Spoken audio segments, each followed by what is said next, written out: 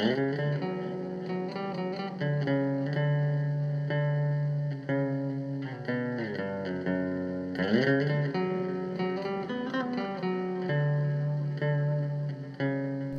everybody to this unscripted and random video.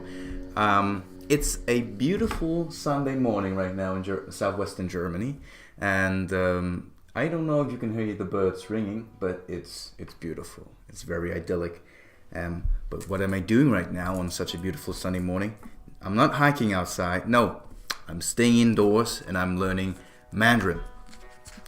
If you don't know what Mandarin is, it's the most common form of a language that is spoken in China. There are other dialects like Cantonese, which is spoken in Hong Kong, but really the big player, the one that's the most important one, is Mandarin, spoken in Beijing, by the way. And this video is really about why I'm learning Mandarin. So I'm going to give you the 5 reasons why I'm learning Mandarin right now, and you know, they might maybe get you interested in the language. I don't know, I hope so. It's always great to learn something new. So I'm going to start with the first reason now, and this is the most obvious one. China is a global player. It's undeniable. You can't deny it. And its growth isn't really going to stop in the next few months or years, I think. Not only is it a huge advantage to have Mandarin knowledge noted on your resume, but you know, maybe just in case you are going to become an entrepreneur, China is really a place you might want to consider, and knowing Mandarin, of course, is essential for that. Now, the first reason was sort of like economically, but the second one is I can now communicate with my pen pals in China, and we're having a great time. Now, why couldn't I do that before I learned Mandarin? I don't want to make fun of people, really, but all of my Chinese pen pals had horrible English skills. I mean, I could barely understand them. It was ridiculous. But now that I know a little bit of Mandarin, the conversations have turned into beautiful poppies. I like to talk with them about their daily life, really, about what they do on a daily basis, what life in China is really like apart from the news, apart from like the bad publicity, and apart from, you know, all the bad stuff you hear about China. What they do in the daily life. And I have pen pals all over China, in the north, the south, and it's really sort of an eye-opening experience talking to them, learning about their daily life. It's great, really. If you have the opportunity to get a pen pal anywhere in the world, do it. Do it, please. Now the third reason, and this is something like, this is the most typical reason why I do something like learning a new language. I'm currently learning Chinese, and I'm currently reading this book, Tao Te Ching by Lao Tzu. It's the basis of the religious or philosophical system of Taoism, and if you've ever seen the symbol, the yin-yang, it's from Taoism. And it was supposedly written like 500 BC. I'm not sure about that, but what I can tell you is that a couple months ago, I've read the English translation of the Tao Te Ching. It was great. I mean, it was a great book. I really loved the content of it. But now that I know Mandarin and I can like really look at the characters and I can translate them, it's much better because I sort of feel like I'm getting closer to the content than I ever was. And of course, modern day Mandarin with its simplified characters is nowhere close to the sort of Chinese that has been spoken 2,500 years ago. But still, it's much better than the English translation. It's much more direct. There are so many things that you cannot express in a foreign language as good as in the native language. And this is one example of them, the Tao Te Ching.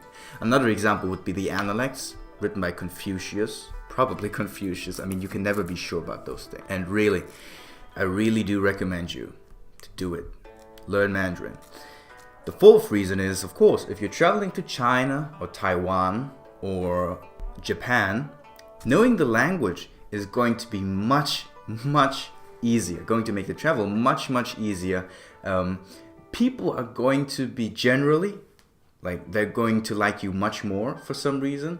And Chinese people in general, they are really friendly. But if they realize that you as a foreigner know the language, it's going to be so much better. They want to invite you. They're going to want to invite you to parties and stuff. It's going to be. You are going to have a great time. It's going to be great. Now, why did I say Japan? Well, as you know, Japan has Japanese, but when it comes to written language, the Japanese people actually have like 3 systems that are mixed together all the time. The newest one would be hiragana. The second one is katakana, and the third one, the oldest one, is called kanji. And kanji, it's basically just Chinese characters. Around, I think, 500 AD, the Japanese people actually took all those Chinese characters they had at that time to use as their own language. And they have since stayed true to these characters. And I've heard somewhere that still 33% of Japanese characters are still kanji. So it's going to give you a sort of a foot in the door if you're going to Japan and you don't know any word of Japanese but you know Mandarin, or if you're learning Japanese. You know, it's really very beneficial to already know all these kanji characters, because that's honestly the most difficult part about the Japanese writing system. It's the kanji characters. And the last reason, really, isn't just bound to Mandarin or Chinese or Asian languages at all. It's about the benefit of learning a new language, especially if it's just your second language. Studies have shown, and I'm going to link them in the description, of course. I'm not telling you any bullshit. Studies have shown that learning a new language, especially if it is your second language, delays the onset of degenerative brain diseases like Alzheimer's and dementia. And I don't know about you, but to me, I have huge respect for these degenerative brain diseases. It's really nothing that I want to have, and it's really nothing I want you guys to have. So please apart from learning a language, please take care of your brain department up there. All right. So that's it from me right now. These were the 5 reasons why I'm learning Chinese and why you might consider that you want to learn Mandarin too.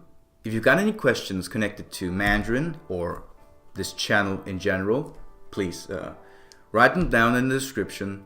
Maybe send me a personal message on YouTube, or even send me an email if that's still something you folks do. So don't forget to subscribe. I'll see you next time. Bye-bye.